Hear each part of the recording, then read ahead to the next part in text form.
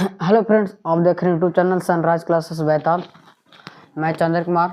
आज हम क्लास 12 का पार्ट 1 वीडियो मतलब कि इंग्लिश बुक का क्लास 12 का इंग्लिश बुक का सबसे फर्स्ट पोएम नाम है sweetest love I do not go. Sweetest love I do not गो कहने का मतलब है कि स्वीटेस्ट का मतलब होता है कि मेरे प्रिय, मेरे प्रेमिका। लव मतलब मेरे प्रिय, कहता है कि आई डू नॉट गो कहने का मतलब कि जो प्रेमी जो है, प्रेमिका कहते हैं कि मैं कहीं नहीं जा रहा हूँ, मैं कहीं नहीं जा रहा हूँ। उसके बारे में पढ़ेंगे, पहले इंट्रोडक्शन देख लेते हैं। कहता है कि दिस इज ये कैसा है, कहता है कि this is a love poem. कैसा पोएम ये? This is a love poem. कह रहा है कि this is a love poem composed bye, composed मतलब लिखा गया, जो स्वीटेस्ट लव डू नॉट गो किसके द्वारा लिखा गया? जॉन डन मतलब कि इनका लेखक कौन है? मतलब कि sweetest love I do not को लेखक है जॉन डन। कहते हैं ही बॉर्न इन मतलब बॉर्न मतलब होता है जन्म, बॉर्न का मतलब क्या होता है? जन्म। मतलब एक हिंदी होता है जन्म, मतलब कि sweetest love I do not गो मतलब कि sweetest love I do not गो के लेखक है जॉन डन जो है।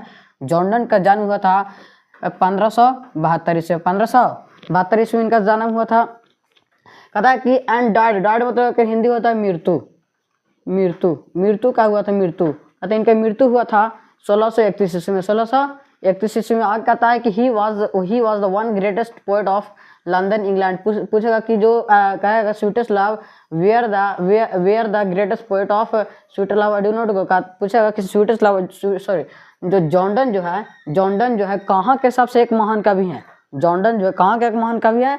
तो लंदन या इंग्लैंड। कहता है कि he was the called metaphysical poet. सबसे भी है कि उसने पूछा कि जॉन डन जो है कैसी कवि है? तो एक मेटाफिजिकल पोएट है। कैसी पोएट है? Metaphysical poet. अगर सुना ही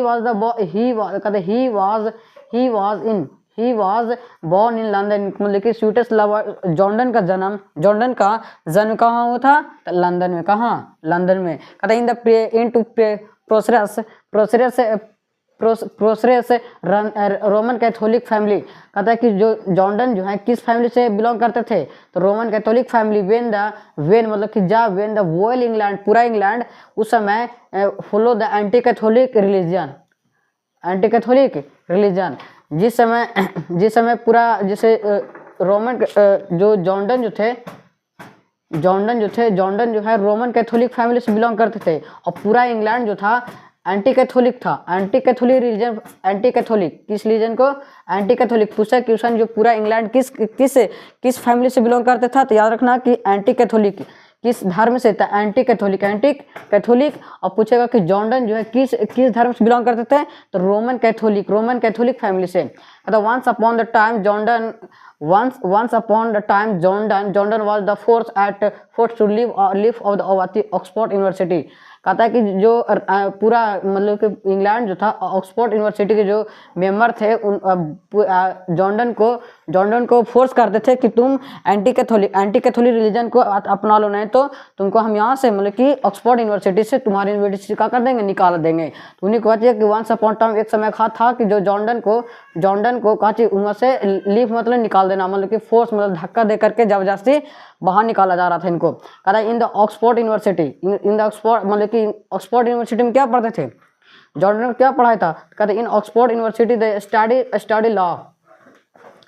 स्टडी मतलब पढ़ना, स्टडी में पढ़ना मतलब खुद से, मतलब कि जो जैसे पढ़ने गए थे तो किसका पढ़ाई करते थे? लॉ मतलब कानून का। किसका? कानून का पढ़ाई करते थे। एंड रीड मतलब थियोलॉजी, अपने से खुद। रीड मतलब पढ़ना, अपने से पढ़ते थे। अपने से पढ़ने मतलब किस? थियोलॉजी, अपनी सभ्यता, अपनी संस्कृति के बारे में पढ़ते थे वे। अब सुना कि once John Donne was the sent to the prison because secretly married to Anna More. कहता है कि एक बार की बात है कि जॉन डन को क्या हुआ था कि जॉन डन को सेंट मतलब कि जेल भेज दिया गया था। जेल मतलब कि केस जेल भेज दिया गया था। क्यों? क्योंकि जो जॉन डन जो था एने